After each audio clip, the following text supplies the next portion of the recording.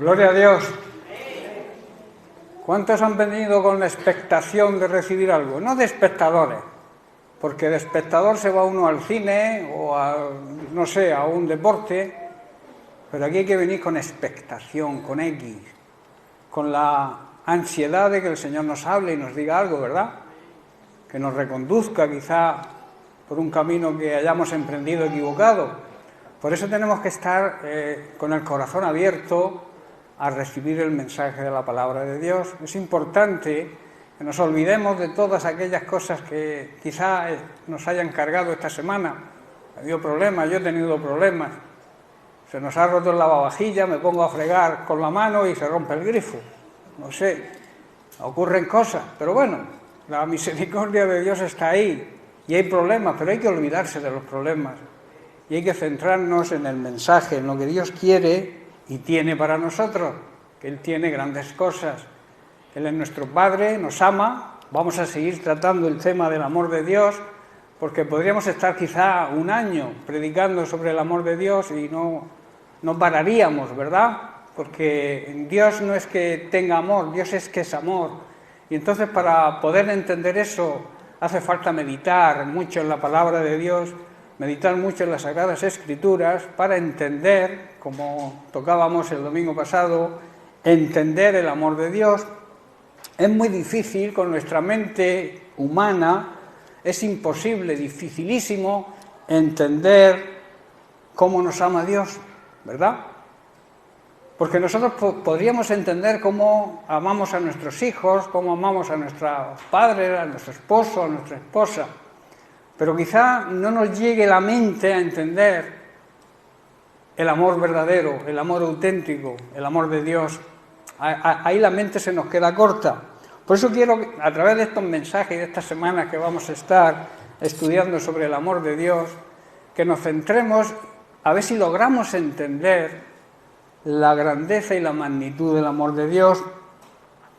Estuvimos tratando cómo Dios ayudó al pueblo de Israel cuando lo sacó de la esclavitud de Egipto y a través del desierto, a través de cruzar el Mar Rojo, el río Jordán, entraron en la tierra prometida donde se enfrentaron a grandes enemigos, pero Dios estaba siempre con ellos y por fin pudieron llegar a la tierra prometida. Algo parecido nos ocurrió a nosotros o a todos aquellos que hemos encontrado la luz, hemos encontrado el Evangelio y hemos recibido a Jesucristo como Señor y Salvador. Vivíamos en nuestro Egipto particular, ¿verdad? Y Cristo nos sacó de la esclavitud del pecado, que es la peor esclavitud que existe. Nos ayudó quizás a cruzar nuestro Mar Rojo, nuestro río Jordán. Son problemas y dificultades que hay en la vida, simbolizan. También nos ayudó o nos ha estado ayudando siempre contra los ataques del enemigo. Ha derribado obstáculos que se han presentado en nuestras vidas, ¿verdad? Durante nuestra vida hay muchísimos obstáculos que salvar, pero el Señor siempre ha estado ahí con nosotros para ayudarnos en nuestra vida cristiana y nos va a seguir ayudando, porque su amor no es pasajero, el amor de Dios es eterno, hasta que podamos conseguir nuestra meta, podamos llegar a nuestra tierra prometida, a la vida eterna, y tener un anticipo aquí en esta ya. Muchas veces, como pasó con el pueblo de Israel, ocurre lo mismo con nosotros, que no apreciamos, no valoramos el amor de Dios, y entonces el Señor guarda silencio, no lo oímos. Nos quejamos, el Señor no me habla, pero quizá no es culpa de Él. Él quiere tener una comunión diaria con nosotros. Él nos cita cada día para tener esa relación de intimidad con nosotros. El problema no está en Dios, está en nosotros, que a veces, por el estrés, las cosas que tenemos que hacer, nos falta tiempo. ¿Y dónde quitamos ese tiempo? Se lo quitamos al Señor. Cuando Él es el Dios de los tiempos, el que marca los tiempos, y nuestra prioridad debería ser buscar en primer lugar la comunión con el Señor para que nos vaya bien. David de madrugada buscaba al Señor para que el día le fuera propicio. Nosotros a veces lo vamos aplazando Y cuando llega la noche estamos tan agotados que decimos, bueno, mañana será otro día. Y así vamos pasando días y días y nos olvidamos de tener esa comunión con Dios. O sea, no apreciamos lo que Dios nos ama. Y por eso el Señor muchas veces guarda silencio ante nuestra, digamos, insolencia, igual que el pueblo de Israel, despreciando a veces su ayuda y sus consejos. Y esto significa que no entendemos el amor que Dios nos tiene. Pero, hermanos, el gran amor de Dios sigue vigente. El gran amor de Dios vence y venció el odio y el desprecio de su pueblo, Israel, y hoy también, lamentablemente, de muchas partes o muchos miembros de la Iglesia de Cristo. Nos olvidamos de los consejos de Dios, nos olvidamos de ese gran amor que nos tiene, y cuando alguien ama a alguien, quiere tener relación con esa persona. Si tú amas a tu esposo o a tu esposa, tú quieres tener relación con ellos. ¿Por qué? Porque los amas y quieres estar junto a ellos. Dios le ocurre igual con nosotros. Y a nosotros nos debería ocurrir lo mismo. Si amamos de verdad a Dios, buscaríamos su presencia cada día. Hay tiempo para todo. El problema está en las prioridades. ¿Qué prioridad le damos al Señor? Las primicias tienen que ser para Él. Los primeros segundos de nuestro día, cuando abrimos los ojos, deberían estar dedicados a Él. Y yo te aseguro que el día te va a ir bien. Amén. Entonces dice que cuando llegó el tiempo de Dios, el kairos de Dios, porque Él todo lo hace a su tiempo, Él nunca hace nada cuando a nosotros nos apetece, sino cuando Él lo decide, porque es el mejor momento. A su tiempo, dice, Dios dijo, ¿qué haremos ante la situación? Y entonces, en acuerdo total con el Hijo y con el Espíritu Santo, decidieron enviar al Hijo, tan amado por el Padre, a morir por toda la humanidad. Dios tomó la iniciativa. ¿Por qué tomó la iniciativa? Por el gran amor, que no nos merecíamos, porque vivíamos de espaldas a Dios. La humanidad vive de espaldas a Dios, pero Dios sigue amando a su humanidad, sigue amando al ser humano, aunque el ser humano lo niegue, aunque el ser humano lo rechace, Él sigue amándolo, porque Dios es amor y es amor verdadero. Entonces envió a Jesucristo a morir por la humanidad. Y cuando tú aceptas a Jesucristo, tú aceptas el regalo, el sacrificio que Cristo hizo en la cruz por ti, Dios te regala, es un regalo, te regala la salvación. No por las buenas obras que tú hagas te vas a salvar, te salvas por la misericordia y el gran amor de Dios hacia ti. Por eso envió a Jesucristo. El problema está en que cuesta entender el amor de Dios, ese amor ágape. La palabra griega ágape significa amor auténtico, amor de Dios, y ese amor, hermanos, no tiene comparación con ningún otro tipo de amor.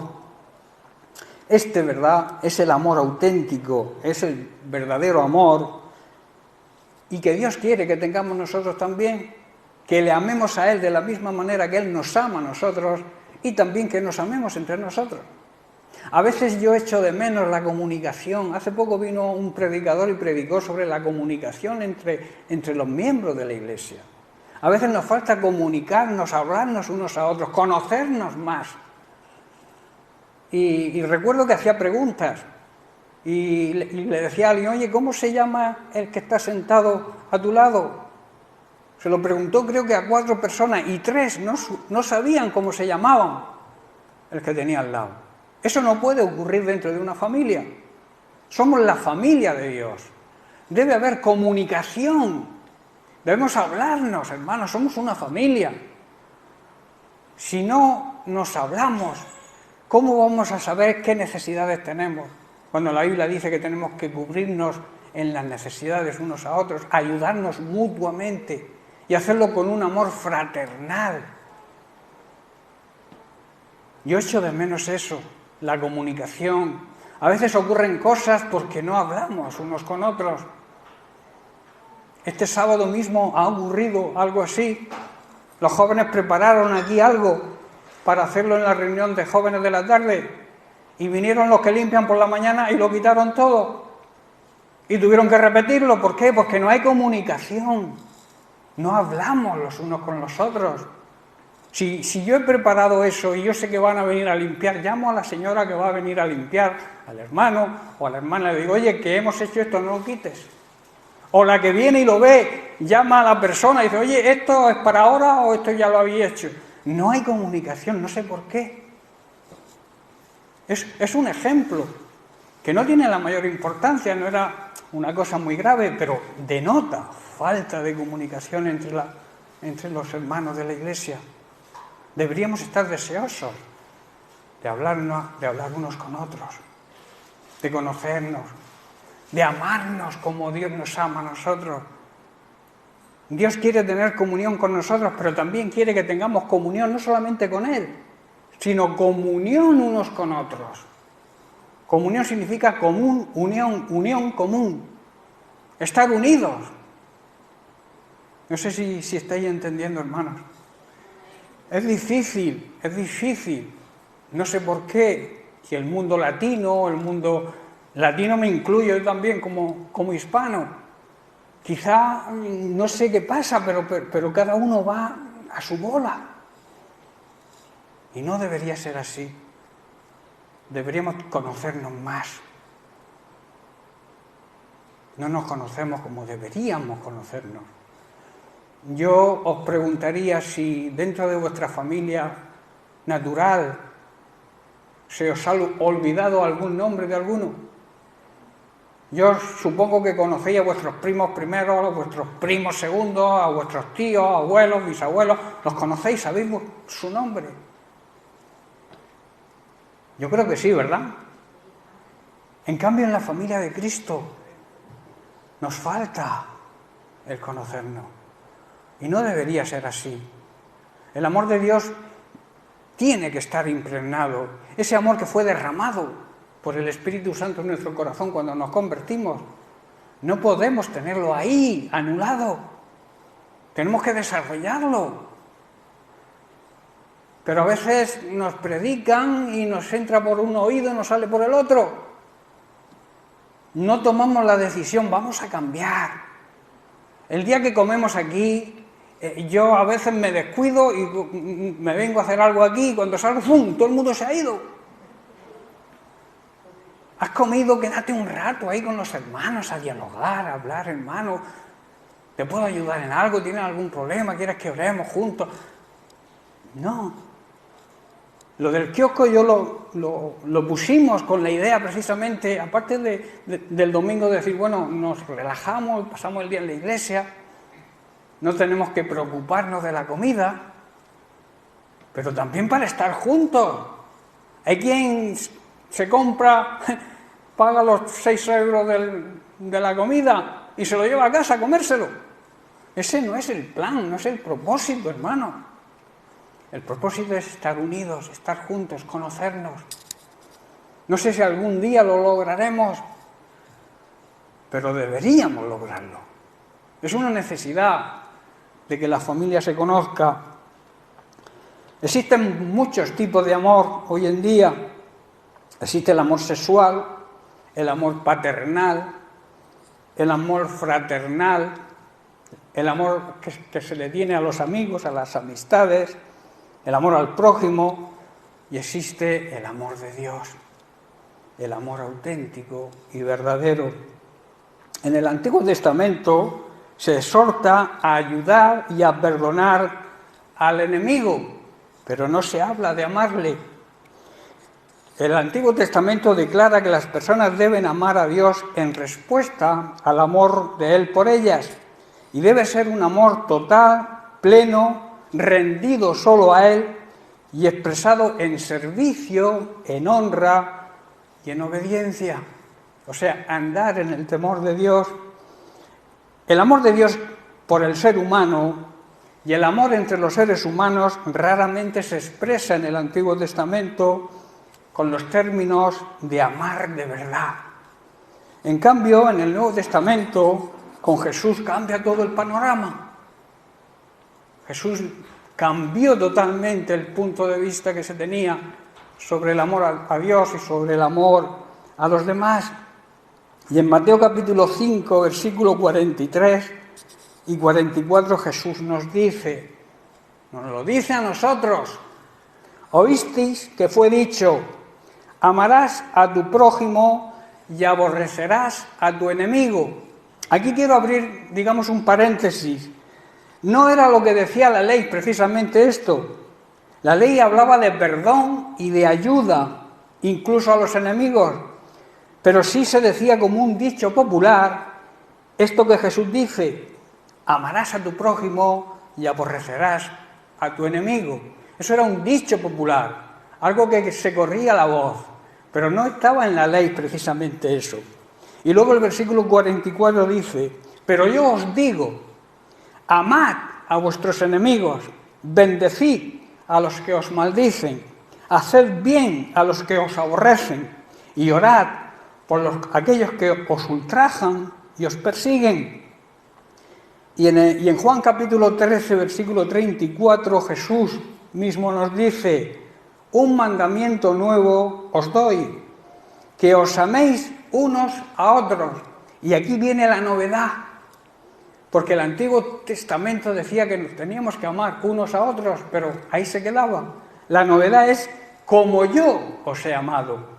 En el Antiguo Pacto no podía decir eso porque Jesucristo todavía no había sido inmolado, no había muerto por nosotros, no había resucitado, y entonces aquí sí, Jesús ya incluye la novedad: como yo os he amado, que también os améis unos a otros.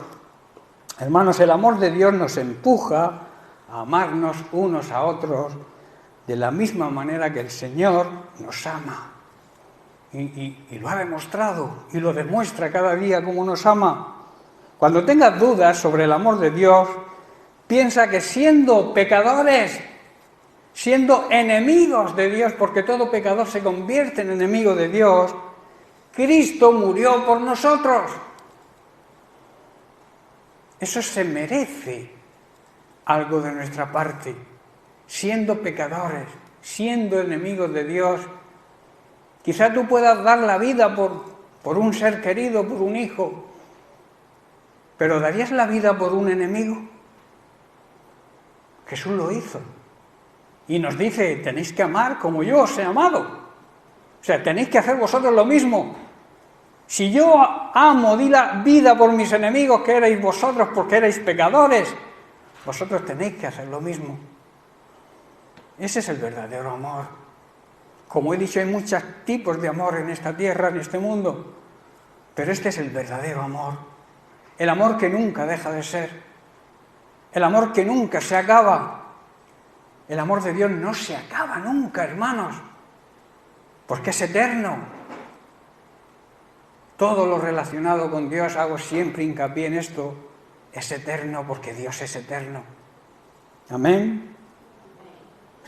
Todos, o quizá la mayoría de las personas, a lo largo de su vida han experimentado desengaños amorosos, ¿verdad? ¿Quién de aquí no ha experimentado algún desengaño cuando era joven? ¿Alguna chica, algún chico que le gustaba y se llevó una decepción? Todos hemos tenido quizá decepciones y desengaños amorosos. También algunos han experimentado traiciones e infidelidades, las cuales le han causado gran dolor. Eso ocurre, ha ocurrido, son heridas, son cosas que se quedan, que nos marcan para toda la vida quizás. Cuando nosotros amamos a alguien de verdad y esa persona nos traiciona, nos sentimos muy mal. Imaginaos cómo se siente Dios cuando le traicionamos. Cuando Él nos ama de la manera que nos ama y nosotros somos traidores, somos infieles a Él. ¿Nos hemos parado a pensar en esto? A veces le exigimos a Dios, pero no nos exigimos a nosotros. darle a Dios lo que se merece. Y Dios se lo merece todo, porque nos lo ha dado todo. La tierra y todo lo que hay en la tierra le corresponde a Él. Y todo lo que le corresponde a mi Padre es parte de mi herencia. No sé si entendéis. Todo nos lo da Dios, porque Él es el dueño de todo. Si tú tienes algo, es porque Dios ha permitido que lo tengas, pero sigue perteneciéndole a Él. Si tú tienes una buena casa, tú la disfrutas, pero le pertenece a Él. Si tú tienes un buen carro, como decís los latinos, un buen coche aquí en España, es porque Dios te lo ha prestado, pero le pertenece a Él. Si tienes que recoger a alguien para traerlo a la iglesia que no tiene coche y tú tienes, y tienes 5 plazas y te vienes solo, y porque no te lo ensucien no vas y recoges a esos hermanos, ¿qué estás haciendo? Siendo infiel con el Señor. Porque Dios te ha prestado ese coche. Muchos no quieren que les estropeen los asientos o les llenen de polvo, no sé. No todos tienen ese problema, pero hay personas llamadas creyentes que no montan en su coche a nadie porque se lo estropean. Y todo lo que tenemos tiene que estar a disposición del reino de Dios, hermano. Y Dios nos dará más y más y más. Pero si eres un rácano, si no te metes las manos en los bolsillos por si hay víboras y te pican, Dios también mira eso. Dios nos da, cubre nuestra necesidad, y si nuestro corazón es un corazón generoso, dadivoso, Dios te va a dar más para que compartas con los demás. Pero si eres un tacaño, pues tendrás lo que los tacaños tienen. Ansiedad por tener cada vez más, y se morirán, y lo que tengan lo van a disfrutar los sobrinos, como se suele decir, ¿verdad? Vivamos la vida cristiana auténtica, siendo generosos y amando a los demás, como si fuéramos parte de una familia, que somos, en realidad somos parte de la familia de Dios.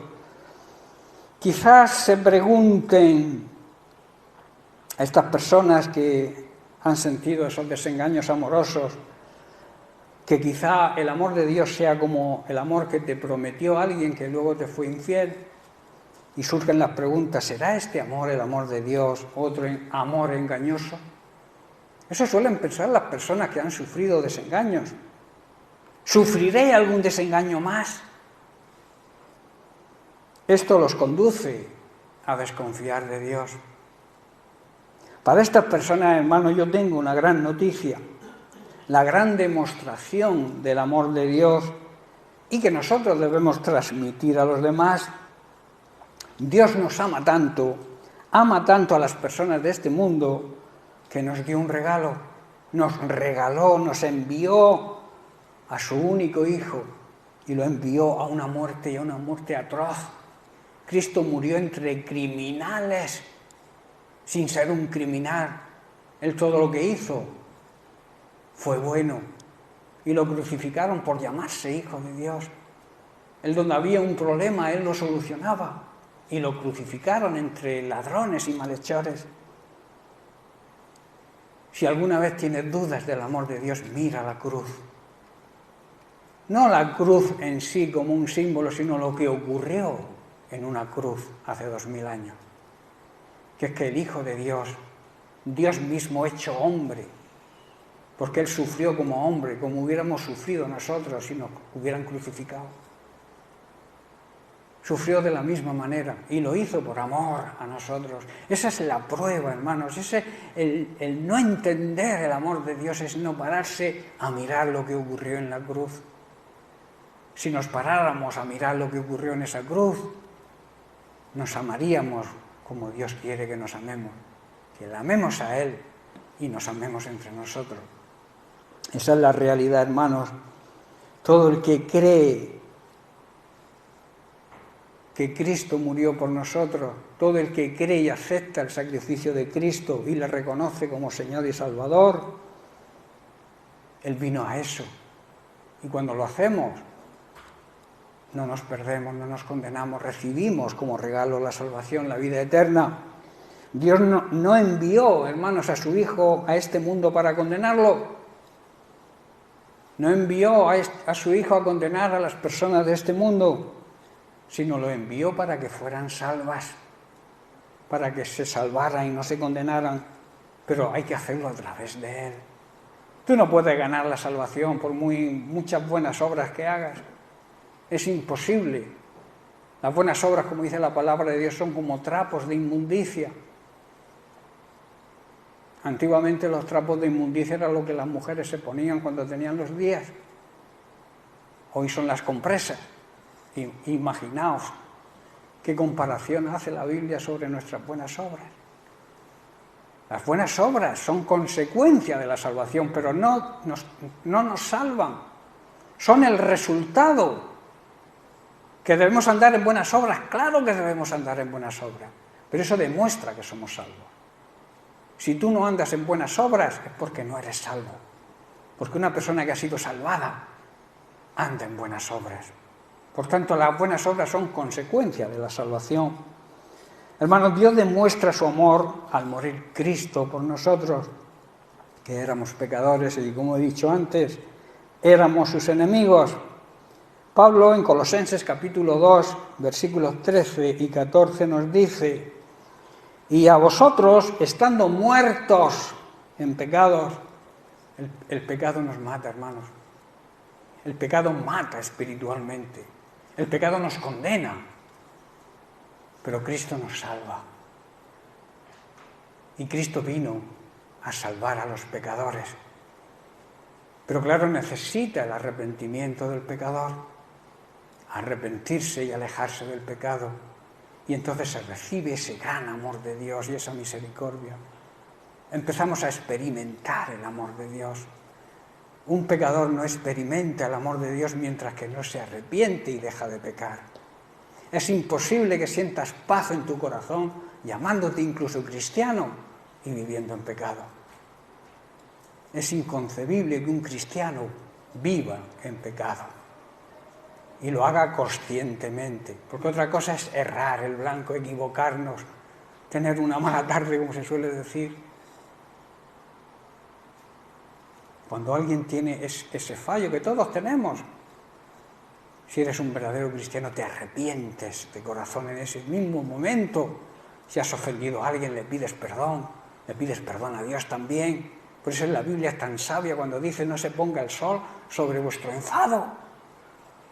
O sea, que tenéis que solucionar los problemas en el mismo día.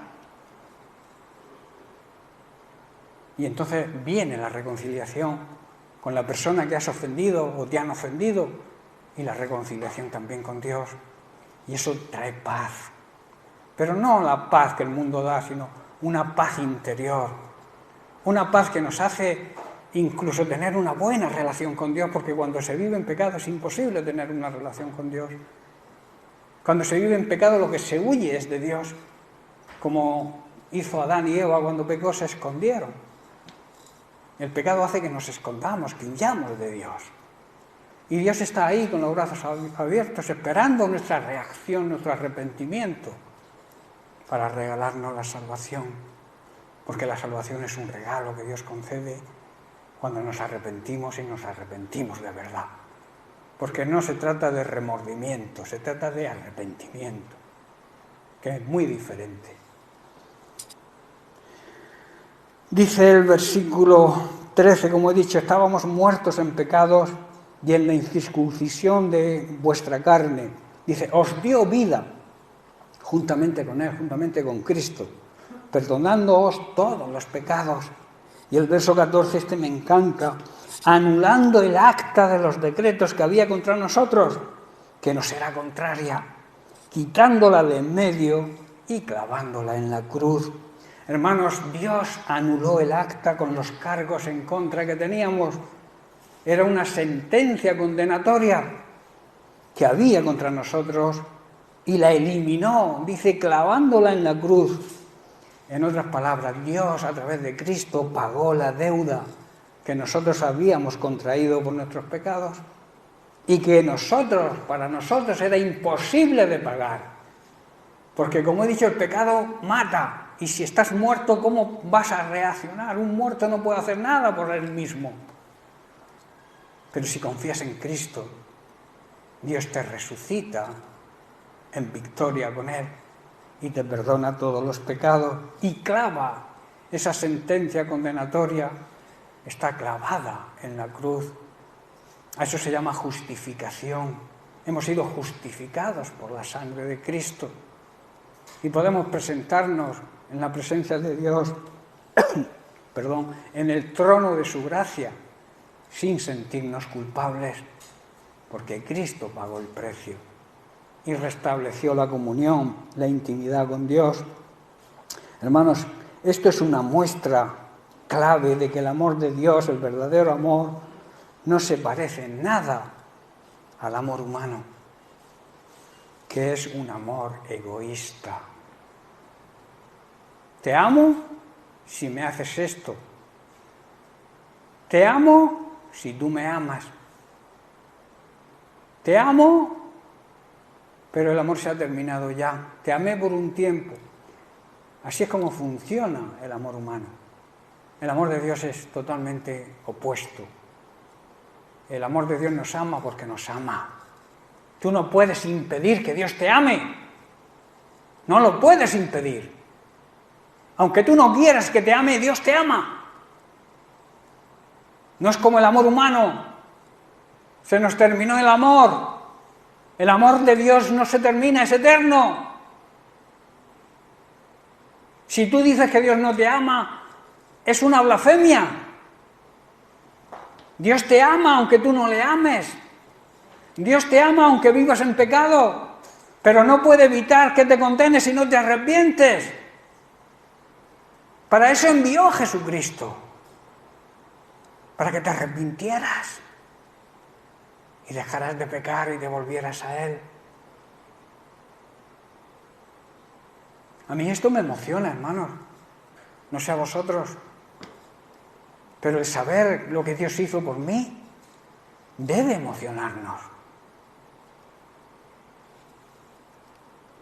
Hermanos, nuestros pecados nos separaban de Dios, pero su inmenso y eterno amor tomó la iniciativa y nos alcanzó al entregar a Jesucristo para que muriera en nuestro lugar. Por ese motivo, hermanos, cuando nos arrepentimos, recibimos y aceptamos a Jesucristo como nuestro Señor y Salvador personal, nuestros pecados son perdonados y nos hacemos acreedores a la vida eterna. Necesitamos confesar a Cristo. Necesitamos reconocer y entender el amor de Dios demostrado en una cruz. Por eso cuando te preguntes, te vuelvo a decir, si puedes confiar en el amor de Dios, mira hacia la cruz y recuerda que Cristo murió en ella por ti. Si alguna vez dudas del amor de Dios, haz ese acto simbólico de mirar lo que ocurrió en una cruz hace 2000 años y ver ahí a Cristo muerto por ti y por tus pecados. Dios es fiel, hermanos, y siempre cumple sus promesas, y además su amor es un amor incondicional, verdadero y, como he dicho, eterno. Cuando empecemos a aceptar estas verdades, estaremos comenzando a entender el amor de Dios. Bien, pues después de entender el amor de Dios, debemos conocer la grandeza de su amor. Como dije al principio, el amor de Dios con nuestra mente humana es imposible de entender y tampoco de conocer su grandeza. Para eso debemos vivir en el Espíritu, andar guiados por el Espíritu Santo, para que podamos entenderlo y conocer esa grandeza. Si no, es imposible ni entender ni conocer. Si no vivimos guiados por el Espíritu Santo, y para eso hay que nacer de nuevo, para eso hay que entregar nuestra vida a Cristo, hay que confesarlo como Señor y Salvador. Ese es el primer paso que nos lleva a esto, a vivir guiados por el Espíritu Santo. Entonces vamos a poder entender y vamos a poder comprender la grandeza del amor de Dios. En 1 de Juan capítulo 4, versículos 15 y 16, el apóstol nos dice: todo aquel que confiese, o sea, que reconozca, que acepte que Jesús es el Hijo de Dios, Dios permanece en él y él permanece en Dios. Y nosotros, dice el apóstol, hemos conocido y creído el amor que Dios tiene para con nosotros. Y añade: Dios es amor, y el que permanece en amor permanece en Dios y Dios permanece en él. Es una realidad que muchos creyentes aceptan y dicen que Dios le ama. Pero yo preguntaría, ¿de verdad entienden lo que significa el amor de Dios? Ese Dios creador del cielo y de la tierra, ¿es posible que me ame a mí, un ser tan insignificante como yo? El Dios creador del cielo y de la tierra se hizo hombre en la persona de Jesucristo y murió por mí. ¿Podemos entender eso? Si hemos nacido de nuevo debemos comprenderlo y debemos entenderlo, que Dios nos ama tanto, de tal manera amó Dios a los seres humanos, que entregó a Jesucristo para todo aquel que le confiese, le reconozca, no se condene, se salve. Hermanos, analizando la Biblia, se observa que aun cuando nosotros vivimos en pecado, o vivíamos en pecado y éramos sus enemigos, Él nos demuestra su amor. En Romanos capítulo 5, versículo 6, Pablo nos dice: porque Cristo, cuando aún éramos débiles, el pecado era nuestra debilidad, a su tiempo, como dije al principio, al tiempo determinado por su soberanía, porque Dios es soberano, murió por los impíos. Impío significa no malo, sino muy malo. Y el verso 8 dice: mas Dios demuestra su amor para con nosotros, en que siendo aún pecadores, Cristo murió por nosotros. Hermanos, cuando nosotros siendo pecadores no podíamos salvarnos, Cristo murió por nosotros. Murió en el momento que Dios lo decidió. Así Dios nos demostró su gran amor al enviar a Jesucristo a morir por nosotros, a pesar de que nosotros todavía éramos pecadores. Ningún amor se puede comparar con el amor de Dios, hermanos. Es imposible. No intentes comparar cualquier amor, el amor que le tengas a tu esposo, a tu esposa, a tus hijos, que puede ser un amor verdadero, un amor genuino, pero no tiene punto de comparación con el amor verdadero, con el amor de Dios. El sacrificio de Cristo por todos los pecadores, ese es el gran amor, para darles la oportunidad de arrepentirse y poder regalarles la salvación. Dios nos ama, como he dicho antes, aunque nosotros no queremos o no queramos que nos ame. Ninguna cosa que hagamos, hermanos, puede impedir que Dios nos ame. Esta verdad debería llenarnos de fe y confianza y por tanto también de gozo y de esperanza.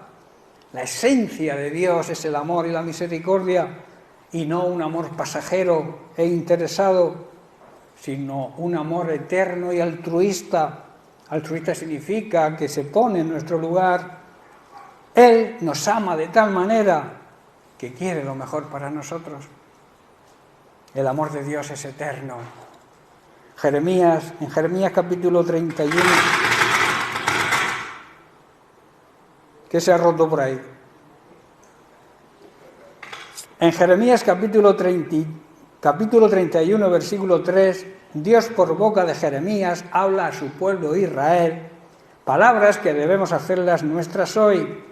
Dice así: Dios se manifestó a mí, dice el profeta, hace ya mucho tiempo, diciendo: con amor eterno te he amado, por tanto te prolongué mi misericordia. Presta atención, iglesia. El Señor te dice hoy, yo te he amado, te sigo amando, pueblo mío, mi iglesia, y os amo con un amor eterno, con un amor inagotable, y quiero estar cerca de vosotros.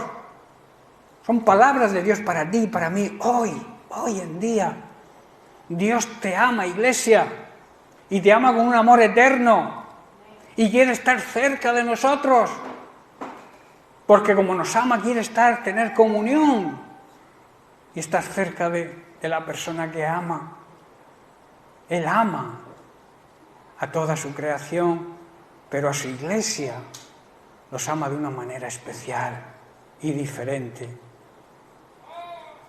No podemos amar igual a nuestra familia que a los vecinos, ¿verdad? Aunque podemos amar y debemos amar a los vecinos, porque incluso debemos amar a nuestros enemigos, pero a nuestra familia le tenemos un amor diferente. Pues con Dios ocurre lo mismo con su iglesia, con su pueblo, con su familia.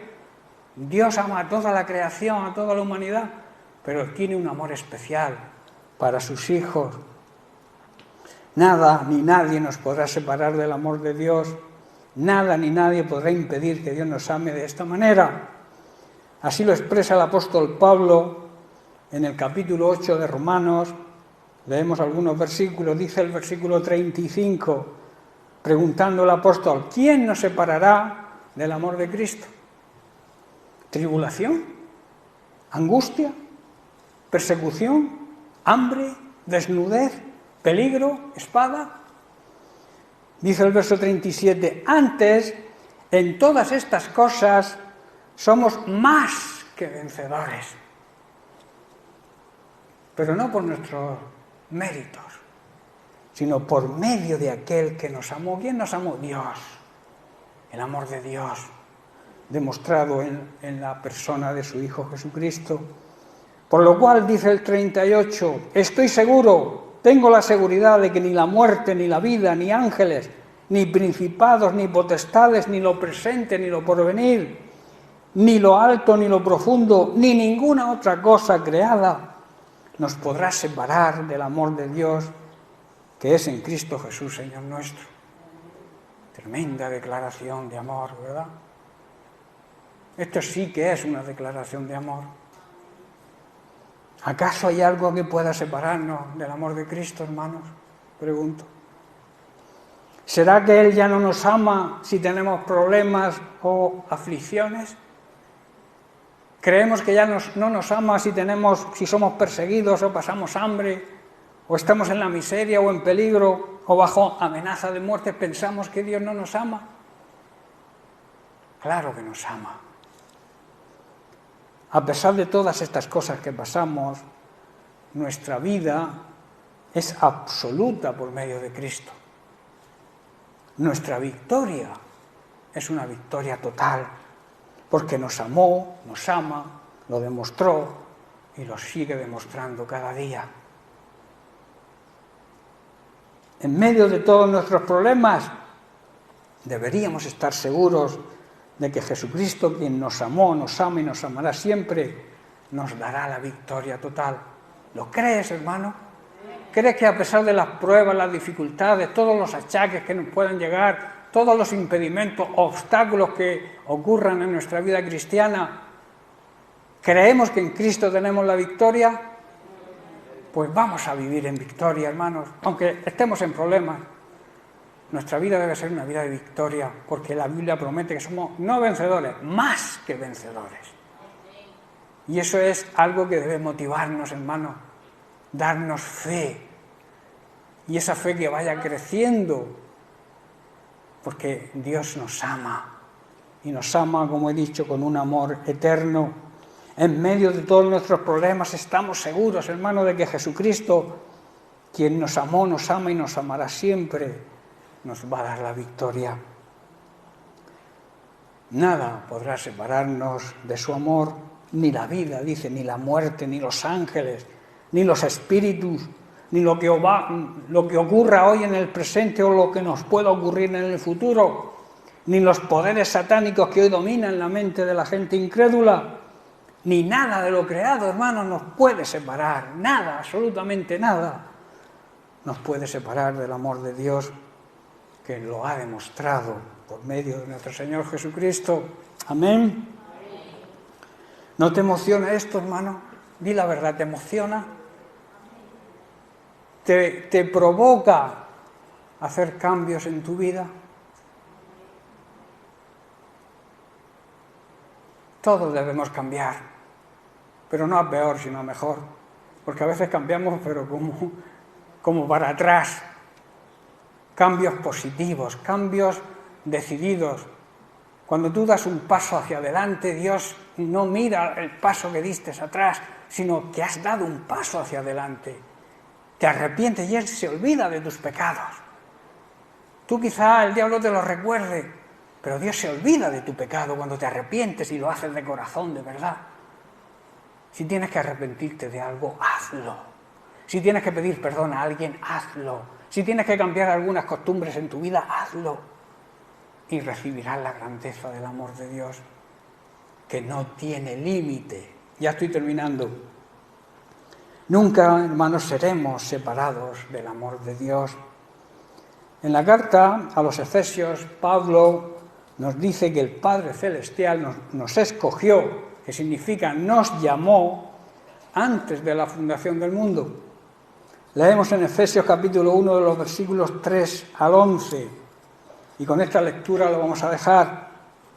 Dice así: demos gracias a Dios y Padre de nuestro Señor Jesucristo por las bendiciones espirituales, que son las verdaderas bendiciones. A veces buscamos bendiciones materiales y lo que Dios quiere es bendecirnos espiritualmente. Esa es la verdadera bendición que Cristo nos trajo del cielo, a su Hijo Jesucristo.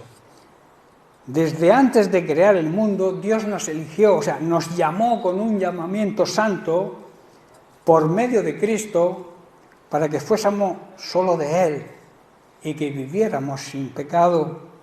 Dios nos amó y nos amó tanto que decidió enviar a Jesucristo para que cuando le aceptamos nos adopta como hijos suyos, pues así había pensado hacerlo desde un principio.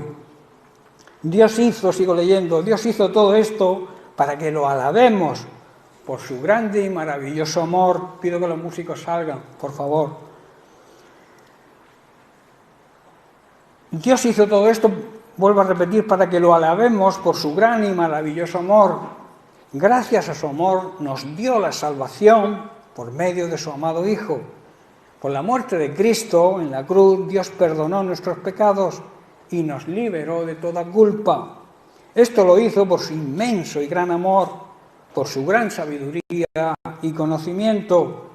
Dios nos mostró el plan que había mantenido en secreto y que había decidido realizar por medio de Cristo.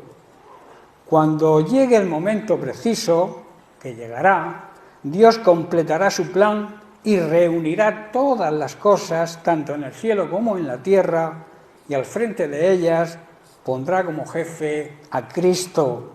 Y por medio de Cristo Dios nos llamó desde un principio para que fuéramos suyos y recibiéramos todo lo que Él ha prometido para sus hijos. Así lo había decidido Dios, quien siempre lleva a cabo sus planes. Hermanos, todas estas bendiciones espirituales se hacen patentes en nosotros y las podemos disfrutar cuando nosotros respondemos a ese llamado. Él dice que nos elige. Nos elige significa que nos hace el llamado para ser sus hijos. Nos llama para ser santos. O sea, nos llama como un llamamiento santo, un llamamiento a la santidad, para que nosotros podamos disfrutar de esa vida eterna que el mismo Jesucristo nos prometió. Él tenía un plan extraordinario y tiene y sigue teniendo un plan extraordinario para nosotros, y es que envió a Jesucristo para darnos vida, pero no una vida mediocre, como muchos cristianos viven una vida mediocre, sino una vida plena, una vida auténtica, la vida eterna, un anticipo de la vida eterna aquí. Y luego cuando partamos, que todos vamos a partir de este cuerpo físico, continuar la plenitud de la vida eterna en la presencia de Dios. Amén. Bien, pues que Dios les bendiga.